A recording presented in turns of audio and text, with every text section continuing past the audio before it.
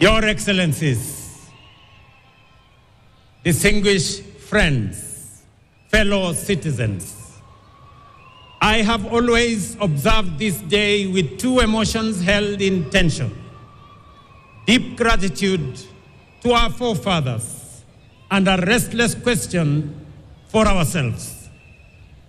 Have we been faithful stewards of the freedom they won? And have we truly advanced the nation they left in our hands?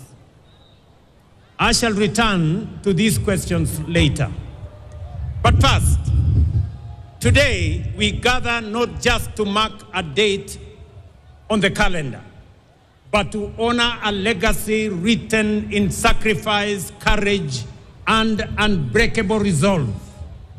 A legacy forged by men and women who stared imperial power in the face and declared with unshakable conviction that Kenya would be free. Their struggle planted our republic on the firm foundation of liberty, unity, and democracy. They gave us more than a flag.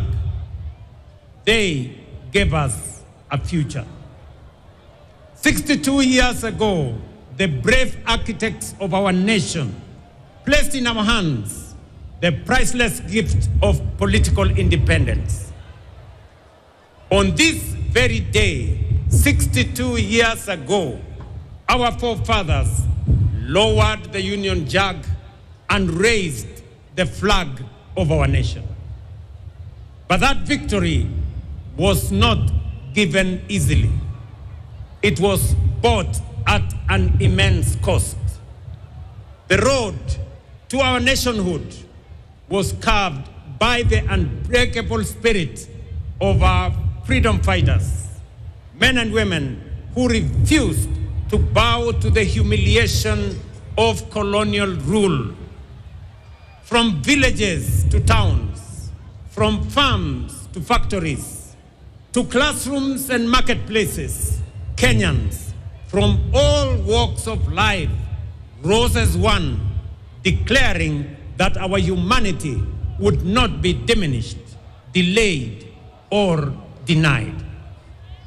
And when brute force was unleashed against them, their determination outlasted it. Thousands paid the ultimate price. Many more were detained. Whole communities were uprooted. Punishment, pain, exile, and prison became the tools of repression. But what no empire could crush was their determination, resolve, and the unity of purpose. Across ethnicities, across regions, across class and creed, they became a force history itself could neither silence nor stop. Their sacrifice opened the path to self-rule. Their courage delivered the independence we celebrate today. And it is upon their shoulders that our republic stands strong. The architects of our nation overcame the trials of their time. While our challenges are different, their lesson is eternal. They rose to the dictates of their moment. It was not easy, but it was necessary. And because they did it, we are here today. So, today, fellow citizens, history turns its gaze upon us and asks, faced with the challenges of our time, have we stepped up as they did? When he took the oath of office, Mzee Jomo Kenyatta warned us that independence would mean nothing if it did not improve the daily lives of ordinary citizens. Tom Mboya reminded the nation that the greatest struggle, and indeed the hardest struggle, was not political independence alone, but development itself, the economic empowerment of our people, and the unlocking of their full potential. They stood and they understood that freedom was only the beginning, that the deeper battle would be against poverty that chains potential, against disease that steals opportunity, and against ignorance that dims human possibility. And so today, we are gathered to mark Jamhuri Day. We do more than remember history. We honor the architects of our nation for giving us the first great watershed period in our nation building, political independence. Just as the first generation rejected colonial domination and set out to confront the new enemies of poverty, disease, and ignorance in all their forms, they discovered that independence did not amount to freedom in its full and fullest sense. Along independent Kenya's history, power became centralized, dissent was silenced, competition was crushed, fear replaced hope. Once again, however, Kenyans rose, and from their struggle emerged the agitation for democracy, human rights, and the rule of law. In the darkest days when it was dangerous to speak, brave Kenyans spoke. When it was illegal to organize, courageous Kenyans organized. Students, clergy, lawyers, journalists, workers, and politicians stood firm against detention, against torture, against exile, and even death, so that Kenya could break and breathe again. This generation of courage produced towering figures whose sacrifice expanded the democratic space we enjoy today. Foremost among them was the late Right Honorable Raila Amolo Odinga, a stalwart of our country's democratic journey, who left us just under 2 months ago. Raila devoted his life to the pursuit of freedom, justice, and peaceful coexistence. His courage, resilience, and unwavering belief in the power of the people shaped defining chapters of our national story and inspired generations to believe that change is possible. I now respectfully urge all of us to join me in observing a 1 minute of silence in honor and remembrance of the Honorable Raila Amolo Odinga and honor his sacrifice, service, and enduring legacy.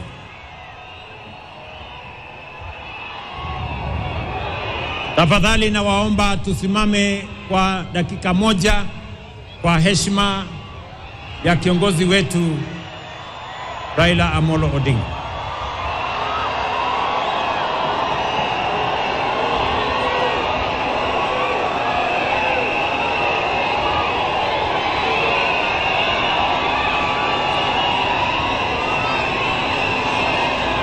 Asanteni sana. Asanteni sana. May his spirit continue to guide our nation forward. His resolve, as well as the resolve of our forefathers, gave us the 2010 Constitution, a charter that restored the sovereignty of the people, restrained imperial power, entrenched rights, and devolved government and authority to the grassroots. but it promised something even greater. It guaranteed economic and social justice. It declared that health, housing, food, water, education, and social security were not favors. They were fundamental rights. It was a bold promise. It was a moral imperative. It was the unfinished dream of both the independence and subsequent generations. Yet today, with honesty and humility, we must admit that this promise remains incomplete. Yes, progress has been made, but the deeper promise, a Kenya where every citizen lives with dignity and shared prosperity, remains unfulfilled. For too long, stagnation has returned in cycles. Negativity has been normalized, and too many have been asked to make peace with mediocrity. That is why, before the last election, we had already realized that although we had achieved political independence and our constitution expanded our democratic human rights and the rule of law, we still had not fully consolidated our nation. These two milestones, great as they were, had over time been undermined by the paradox of the marginalization of the majority. We saw clearly a system in which a few rose to the top of the pyramid, while millions at the base struggled to survive, with education outcomes compromised, healthcare beyond reach, access to affordable credit denied, housing unattainable, and farmers abandoned, while our youth were locked out. That is the reason we introduced the bottom-up economic transformation agenda, to bring the marginalized majority back into the heart of our nation, to ensure that no one is left behind, and to begin the work of social engineering necessary to pursue the broader dream of economic freedom. We had to begin where marginalization and exclusion had been greatest, that is at the bottom. And so, over the last 3 years, we have made bold choices. They have delivered results that are unprecedented, unmistakable, and consequential. For years, we spoke of agriculture as the bedrock of our economy and farmers as our pillars. But the truth is, we did not truly know them, and neither did we truly prioritize them. Today we do. For the first time in our history, over 7.2 million farmers have been brought into the single national digital database. We now know who they are, where they are, what they grow, and what they need. And with that knowledge came the power, not for brokers, not for cartels, but for the farmer. This digital platform became and is the backbone of targeted support, including subsidized inputs, affordable credit, and modern extension services reaching real farmers directly. We lowered the cost of production. We brought the price of fertilizer down, and in so doing, restored profitability to the smallholder farmer who produces over 70% of our food. Fellow citizens, the results are undeniable. Maize production is up. Prices of flour is down. The tea sector is rising. Coffee is rebounding. Dairy is expanding. And the sugar industry has been revamped. By strengthening value chains, cooperatives, irrigation, and processing, we have built systems that work for our agricultural sector. And now, with millions of farmers no longer forgotten, we are ready to walk with them to the next chapter of economic freedom. 3 years ago, education was in distress. Classrooms were overcrowded. Many universities were technically insolvent, and teachers were overwhelmed. Today, we have hired 76,000 teachers, and by next month, a total of 100,000 teachers, the largest recruitment of teachers in Kenya's history. We have built 23,000 new classrooms, and 1,600 laboratories are under construction across the nation. Importantly, through the student-centered funding model, we placed the learner at the heart of our reforms. For the first time in our history, scholarships and loans now follow need and merit, ensuring that every deserving student has a chance and a just and equal opportunity to pursue their dreams.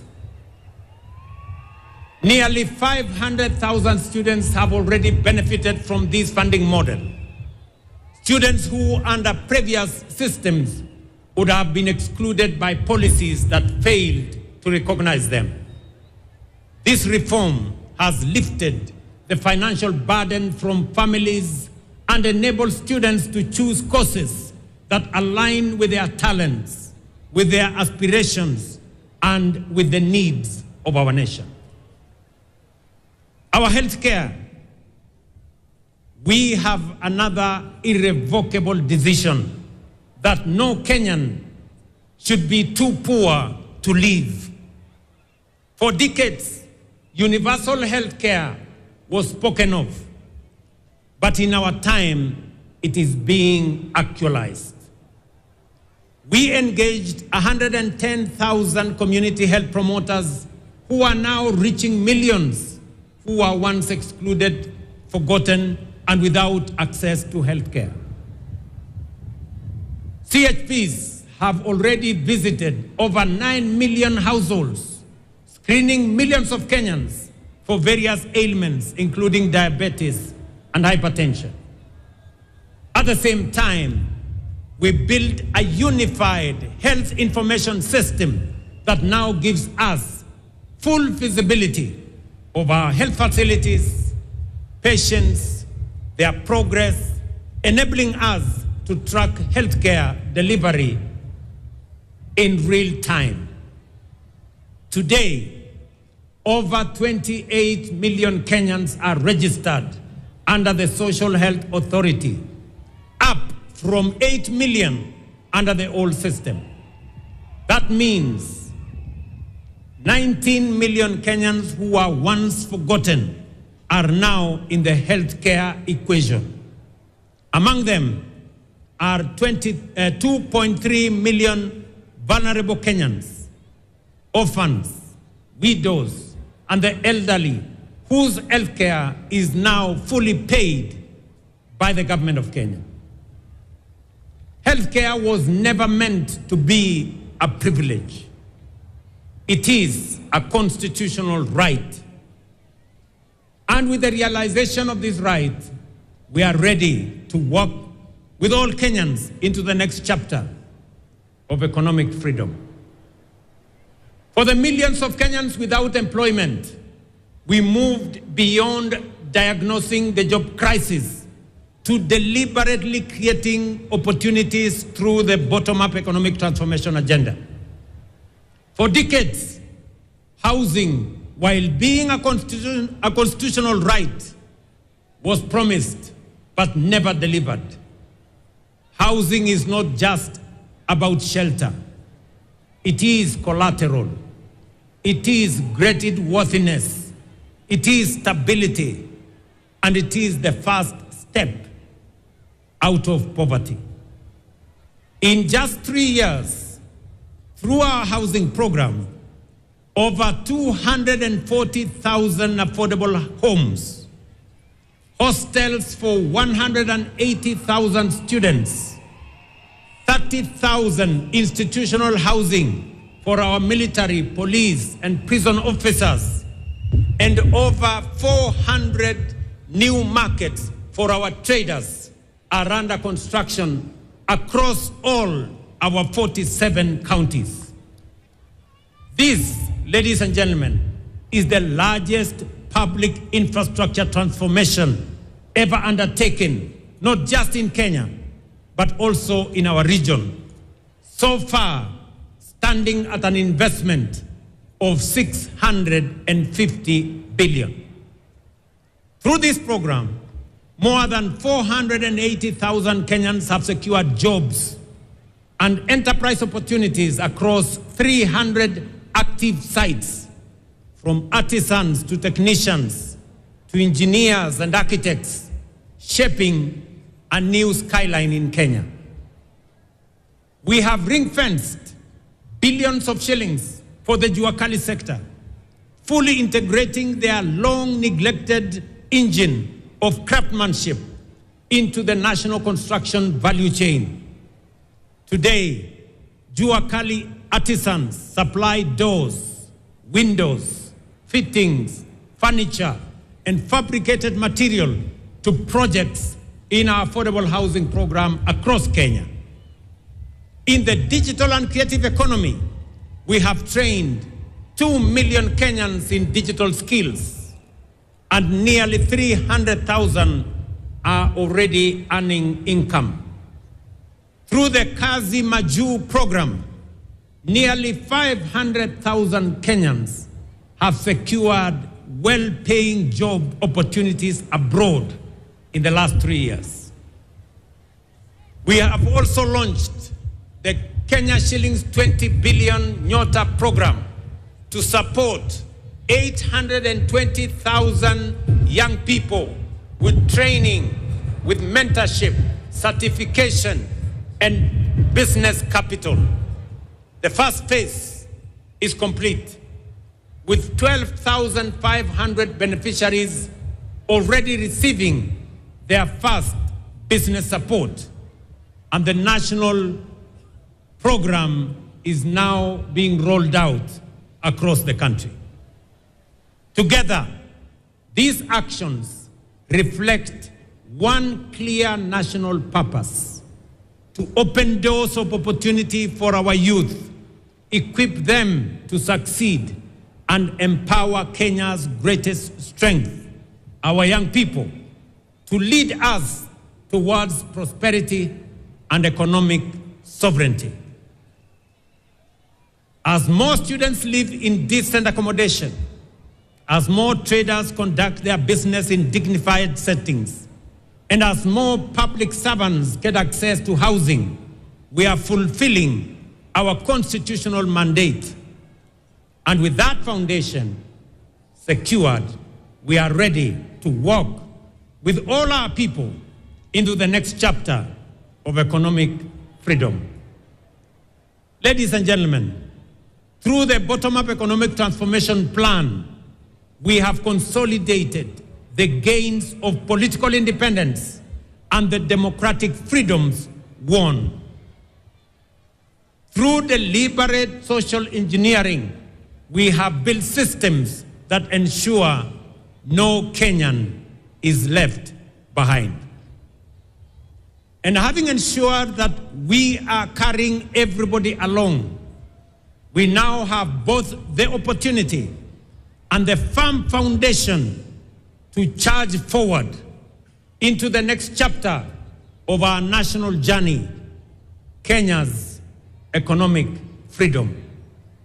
With the measures we have put in place to restore dignity, inclusion, and opportunity, we must now press on. It is time to step up from the bottom up, charging forward full steam to economic freedom and take Kenya to a first world economy. Before we accelerated this ambitious agenda, we took the difficult but necessary steps to stabilize our economy and restore fiscal discipline. Inflation has fallen from 9.6% in 2022 to 4.5% last month. The shilling has stabilized at about 129 shillings to the dollar for nearly 2 years. Our foreign exchange reserves now exceed $12 billion, the highest in independent Kenya. Our successful Eurobond redemption reaffirmed to the world that Kenya honors its obligations. Our economy has grown and is now the 6th largest economy in Africa. At the same time, we have made bold national decisions to save more of our income. Through the new NSSF contributions, the fund that had mobilized Kenya shillings 312 billion from independence to 2023 has now grown to 670 billion in just 2 years. We established the Financial Inclusion Fund as a strategic intervention to correct deep market failure, one that had denied millions of Kenyans access to affordable credit, one that had blacklisted in CRBs, disregarded by banks. They had been left trapped in frustration and despair. Today, Hustler Fund has become one of the most transformative instruments of empowerment in our nation's history, disbursing over 80 billion and expanding the margins of financial inclusion at an unprecedented scale. Over 9 million Kenyans are now repeat customers, and more than 7 million who were previously CRB blacklisted have successfully repaired their credit histories. It has restored dignity to millions. It has brought them back into the equation. They are no longer left behind. Ladies and gentlemen, these reforms have stabilized our economy, restored investor confidence, and enhanced Kenya's creditworthiness. As we set out on this path of economic independence, let us remember that we are not the first to stand at such a crossroads. Nations like South Korea, Singapore, Hong Kong, and Malaysia once stood where we stand today, with limited resources, modest means, but armed with immense courage, determination, and ambition. Prosperity was not handed to them. They reached out for it. They rejected the ordinary. They refused to be prisoners of their circumstances. They believed in themselves and invested in their people. They were patriotic to their nation's cause and demanded excellence of themselves. Today, they stand as first world economies, not by accident, but by deliberate design, by intentional choice, and by purposeful conviction. Ladies and gentlemen, Kenya can, must, and will do the same and more. Let me repeat. Kenya can, must, and will do the same and more. 3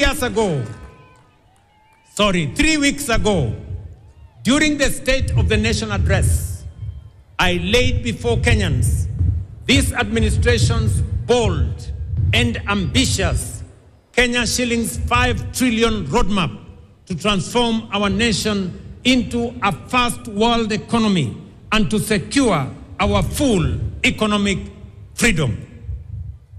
That roadmap is anchored on 3 unshakable national priorities. First, history teaches us that no nation ever prospered on poor roads, inefficient ports, and congested airports. Modern transport and logistics drive productivity, reduce the cost of doing business, and creates trade, business, and innovation and investment hubs. Our 10-year roadmap on road, rail, ports, and airports, and oil pipeline infrastructure includes the expansion of strategic highways connecting our major cities, industrial zones, markets, border points, and agricultural belts to move people, goods, and services faster, safer, and more affordably.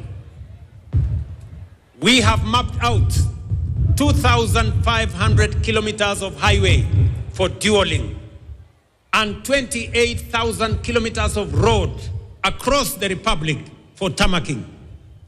With this, we are stitching our country together, linking towns to cities, farms to factories, and Kenya to the wider region. Last week, fellow citizens, we moved from promise to action when we officially launched the construction of the Nairobi-Nakuru-Mau Summit Road and the Nairobi-Mai-Mahiu-Naivasha Road, an investment of over 180 billion in a modern 223-kilometer multi-lane dual carriageway delivered through a public-private partnership model.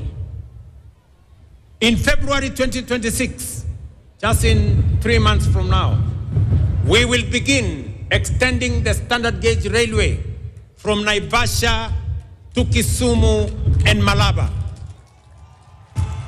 And later in the year, extend the oil pipeline from Eldoret to Uganda, opening a new transport corridor with our neighbors and with the continent. At the same time, we will modernize Jomo Kenyatta International Airport and several other airports to enhance connectivity and ease the movement of people, goods, and services. The Port of Mombasa and Lamu are also on course for modernization and commercialization, undertaken through innovative private-public partnerships that include long-term concessioneering. Charging forward, our infrastructure expansion will provide the foundational support for a strong and resilient economy that will drive transformative development for all of us. Number 2, fellow citizens, we must decisively shift our economy from dependence on imports to becoming a net exporter of agricultural products, manufactured goods, and value-added commodities. Kenya today spends nearly 500 billion shillings every year importing agricultural products. While we have reduced imports of maize, sugar, edible oil, rice, our progress is still constrained by the limitations of rain-fed agriculture. We can no longer leave the country's food security to the uncertainties of rainfall, especially in the context of climate change. To feed our people and produce surplus for export, large-scale modern irrigation is the only viable pathway forward. We have mapped out 50 mega dams, 200 mini dams, and over 1,000 macro dams across all our 47 counties, especially in our arid and semi-arid areas, which have expansive, fertile, and arable land currently not under production because of lack of water. With this plan, an additional 2.5 million acres of land will be brought under agricultural productivity through extensive water harvesting, water storage, and advanced irrigation technologies. This is not only about food and water security. It is a nation-shaping investment. It will drive our transition into a net exporting economy. It will uplift rural communities and end the indignity and shame of food insecurity. And it will anchor sustainable development for generations ahead. Charging forward, investing in modern irrigation will supply adequate quantity, good quality, and reliable raw materials required to power agro-industrialization. Through our special economic zones, export processing zones, and county aggregation and industrial parks, and our strategic market infrastructure across Kenya, these raw agricultural materials will be transformed into high-value products for domestic, regional, and global markets. Third, fellow citizens, energy is the lifeblood of any modern economy. Although Kenya's installed capacity stands at 3,300 megawatts, the intermittency of solar and wind leaves us with a firm capacity of only 2,300 megawatts, which is far below the demands of the Kenya we are building. To power our domestic consumption, agro-processing, and value addition industries, e-mobility, digital expansion, and a future driven by data centers, artificial intelligence, and modern technologies, we must scale up energy generation exponentially. Kenya possesses extensive and largely untapped renewable resources, including geothermal, solar, hydro, wind, and nuclear, ready for development and for generation. Charging forward to modernize our economy, accelerate our development, and compete globally, we must and will generate at least 10,000 megawatts of new energy over the next 7 years. Fellow citizens, to finance this 5 trillion national economic freedom project, relying solely on national budget would leave us waiting forever. Borrowing would only deepen our debt and burden future generations. Raising taxes would place unbearable strain on households. And choosing inaction would condemn our nation to stagnation.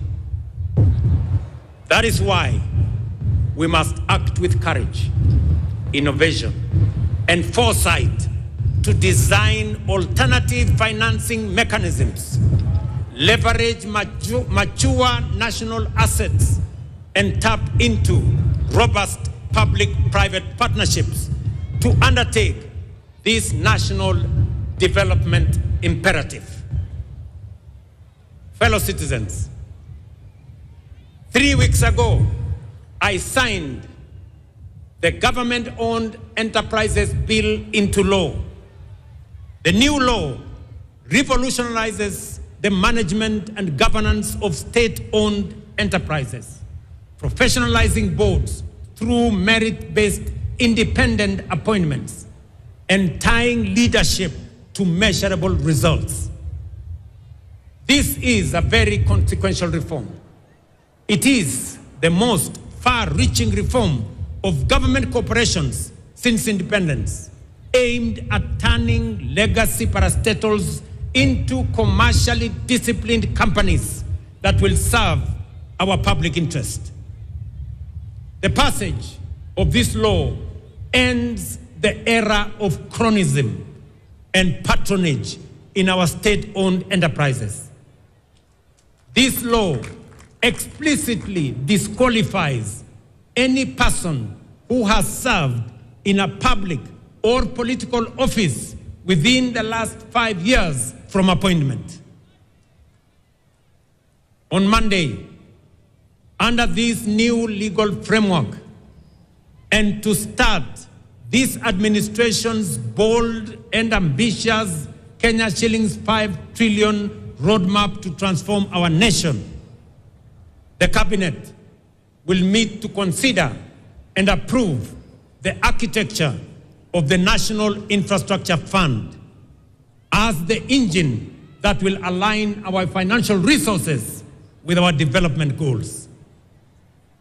Through innovative mobilization of domestic resources, strategic monetization of mature national assets, democratization of ownership through capital markets, and innovative deployment of national savings, we will unlock large-scale private sector capital to fund our national priorities while reducing reliance on borrowing and taxation. For decades, Kenya privatized major assets including Kenya Airways, KenGen, Kenya Re, and Safaricom. Yet the proceeds were absorbed into the budget, paying salaries and debts, leaving no enduring national assets behind. Through the National Infrastructure Fund, all privatization proceeds will be ring-fenced and invested strictly into public infrastructure development that generate and preserve more value. This principle is already being actualized. Proceeds from the current privatization processes will be channeled directly into the fund, setting a new national standard where national assets create lasting public value. Our goal is simple. For every shilling in the National Infrastructure Fund, we will attract 10 more shillings from long-term investors, including pension funds, sovereign partners, private equity funds, and development finance institutions, allowing us to develop without the constraints that come with debt and taxation. The National Infrastructure Fund will not just be a financing instrument, it will be a generational strategy to mobilize capital, accelerate delivery, preserve value, and secure Kenya's long-term competitiveness.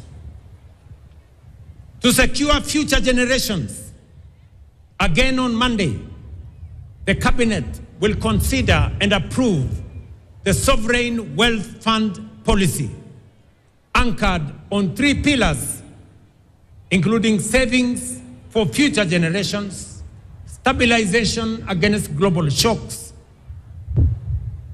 and strategic national investments.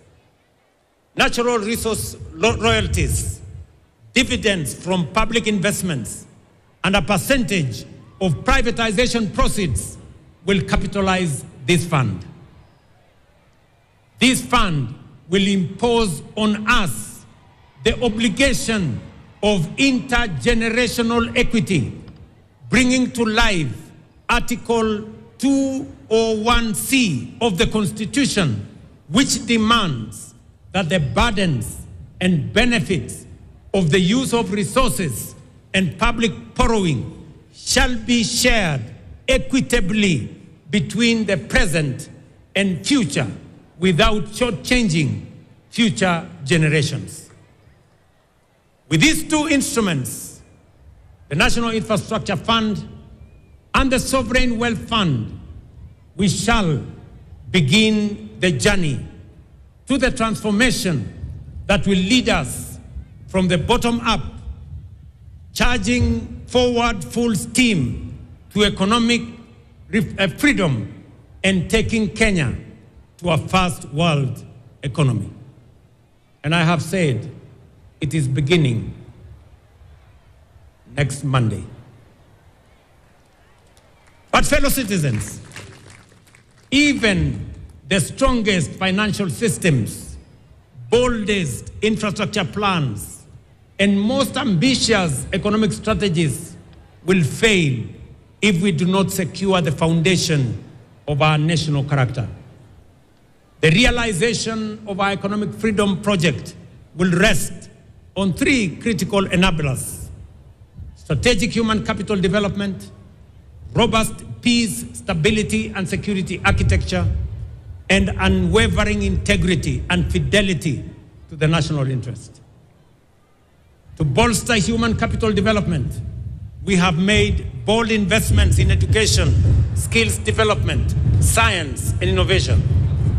We have raised the education budget from 490 billion in 2021 to 700 billion this financial year, and expanded science, technology, engineering, mathematics education. But to power our first world strategic human capital requirements, we must and will raise the National Research Fund from the current 0.8% to the requisite 2% of GDP. This is not, ladies and gentlemen, spending or social spending. It is nation building. The second enabler underpinning this national project is peace, stability, and security.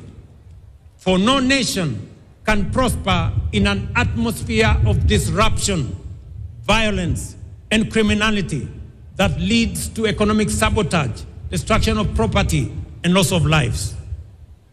Stability is not an option. It is an enabler of everything we seek to build. Serious investors will not commit their investments in a country. Only serious investors will only commit their investments in a country that is peaceful, that is stable, and that is secure. For Kenya to attract sustained investment, for businesses to thrive, for jobs to expand, and for families to live without fear, we must secure our nation firmly, fairly, and without hesitation. Finally, the collective interests of all citizens, which form the national interest of Kenya, must be at the center of every action and engagement. Patriotism is putting the interests of the nation before tribe, clan, or self. Integrity in its highest form is patriotism in action. It is believing in our country. It is refusing to betray Kenya. And yet, let us speak honestly, our nation faces a serious integrity deficit. It begins early in our homes, in our schools, where seemingly harmless dishonesty later matures into grand corruption. Corruption is not merely theft of money. It is the theft of hope, opportunity, and destiny. This is compounded by negativity, division, erosion of shared values, and ethical and ethnic political mobilization. Hate and division, corruption and tribalism tear at the very social fabric of our republic. Ladies and gentlemen, our economic freedom project demands more than infrastructure and capital.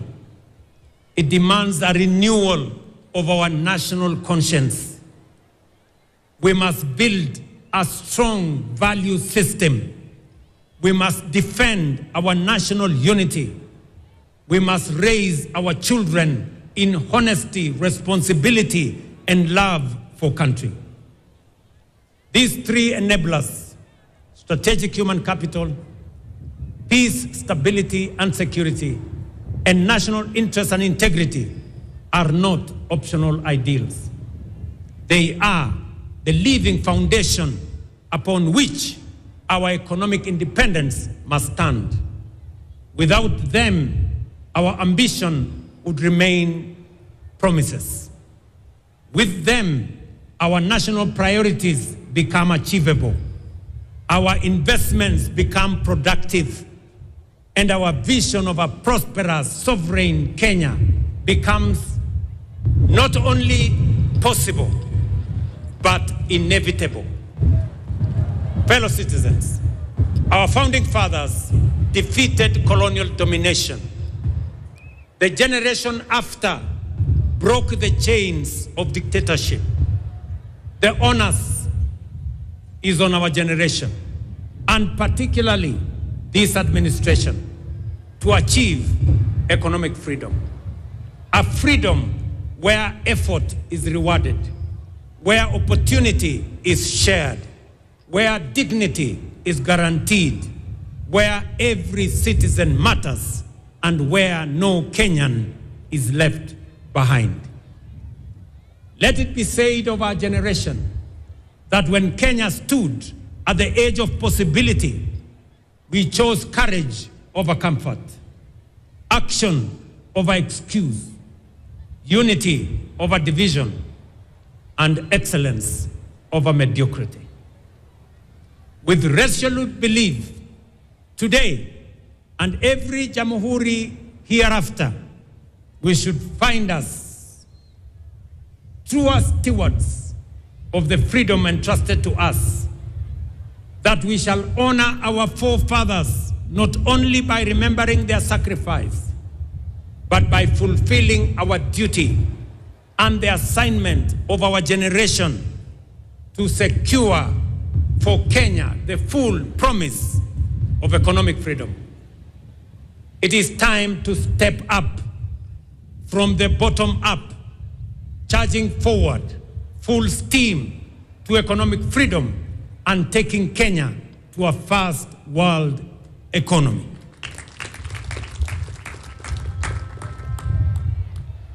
Kabla sijamaliza, ndugu wa Kenya, mimi nataka niwaeleze hivi. Kwanza kwa watu wa Nairobi. Nairobi hoye! Nairobi hoye! Mimi, kuna mambo mengi tunafanya katika mji huu wa Nairobi. Kuna mambo tumekubaliana na county government ya Nairobi.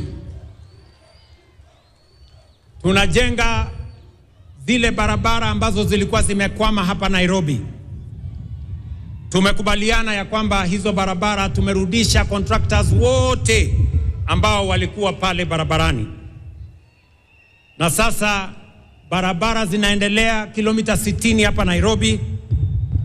Kwa mfano, barabara ya Muhuri kule Dagoretti South, barabara ya Mama Wahu kule Dagoretti South, bypass ya Mihango Link kule Embakasi East, Umoja 1 SDA Road kule Embakasi West, Pindigwa Road kule Roysambu, na Road C Embakasi South. Pia mumeona pale Valley Road, ile barabara ilikuwa imekwama pale, tumeleta contractor anaendelea na kazi. Ile barabara ya Ngong Road pia inaendelea, kazi inaendelea pale. Barabara ya Haile Selassie vile vile inaendelea. Na ningependa kutangaza ya kwamba kwa sababu barabara ya expressway imekamilika na wananchi wanatumia pale juu barabara ya chini iko na matatizo. Na ndio sababu kuanzia hii Disemba mukienda Krismasi, tutajenga upya barabara kutoka kule JKIA kupitia hapa mpaka kule ABC, na tuifanyie beautification ndio Nairobi ionekane kama city ya taifa letu la Kenya. Vile vile mimi ninajua ya kwamba kuna wananchi wengi wanaishi nje ya Nairobi lakini wanafanya kazi na biashara hapa Nairobi. Wananchi wengi wanaishi Kiserian, wanaishi Rongai, wanaishi Ngong, na kuna msongamano mkubwa sana wa wananchi wakikuja asubuhi na kurudi nyumbani jioni. Ningependa kutangaza ya kwamba mwaka ujao ile barabara kutoka Bomas of Kenya kwenda Rongai kwenda mpaka Kiserian, na barabara kutoka Bomas of Kenya kwenda Karen kwenda pale Shade Hotel, kuteremuka kwenda Ngong, kwenda Bulbul na kwenda mpaka ifike kule Kiserian, tutaifanya iwe dual carriageway, ndio wananchi wa pale wanaweze kutembea kwa njia rahisi. Najua pia ya kwamba wananchi wengi wanaishi kule Thika, na sasa barabara ya Thika Road pia imejaa na kuna msongamano mkubwa sana wa magari katika barabara yetu ya Thika Road. Ningependa pia kutangaza ya kwamba mwaka ujao vile tuko na expressway kutoka JKIA, pia tutajenga expressway kutoka Thika mpaka ifike hapa Museum Hill, ndio wananchi wale wanateseka na mambo ya jam tuweze kuondoa jam ya sehemu hiyo. Pia ningependa kusema hii uwanja ya Nyayo Stadium, nyinyi mnajua yale maneno tulifanya kule Kasarani. Tuliweka paa ama uvuli ili wananchi wanapokuwa hapa wasipigwe na jua. Mimi nataka niwatangazie ya kwamba kuanzia Januari hii Nyayo Stadium vile vile tutaweka canopy. Hii ni mara ya mwisho wananchi kuwa hapa wakipigwa na jua. Tukisonga mbele, hii kiwanja pia itakuwa na kivuli. Vile vile tunakamilisha ile kiwanja ya Talanta pale Jamhuri. Munajua kazi kubwa ambayo imefanyika pale, kweli ama si kweli? Na nimesikia yale gavana wa Nairobi amesema ya kwamba ile uwanja wa Talanta ipatiwe jina gani? Ati mumesema ipatiwe jina gani? Mumesema ipatiwe jina la Raila Amolo Odinga International Stadium. Nimewasikiza na tukikamilisha tutafanya hivyo. Mimi nataka niwashukuru wasanii ambao wametuimbia hapa. Asanteni sana kwa kazi yenu. Kolabo ya Iani, Femi One na Trio Mio wametuambia tunaweza. Tunaweza hatuwezi? Tunaweza hatuwezi? Tunaweza sio? Guardian Angel pia ametueleza kwamba wananchi wote na viongozi wote tuungane pamoja tujenge taifa letu la Kenya. Inawezekana haiwezekani? Mimi nataka niwapongeze askari wetu ambao walikwenda kule Haiti na mumewaona hapa, tuwapigie makofi jameni. wamerudi nyumbani na heshima kubwa sana kwa taifa letu la Kenya. And I want to thank them profoundly for their courage, professionalism, and selfless love service to our nation and to the world, and for flying our flag high with honor and dignity. Mimi nachukua nafasi hii kuwatakia Krismasi njema yenye baraka na mwaka mpya wa 2026 wenye mafanikio makubwa sana. Asanteni na watakia heri. Mungu awabariki. Thank you very much and God bless you. Asanteni kwa heshima. Naomba sote tusimame kwa wimbo wa taifa. Let's all be upstanding for the national anthem kindly.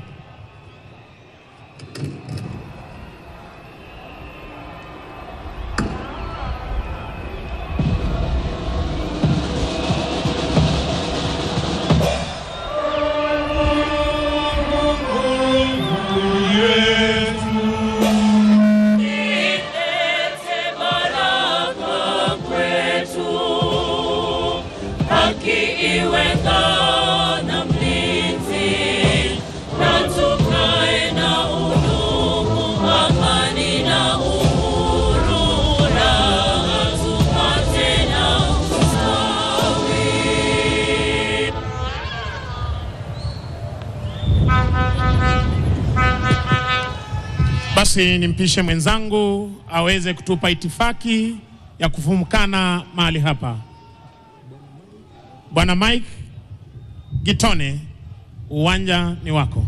Shukrani za dhati mwenzangu Bwana Misango Mbaye. Ningependa kutangaza sasa viongozi wote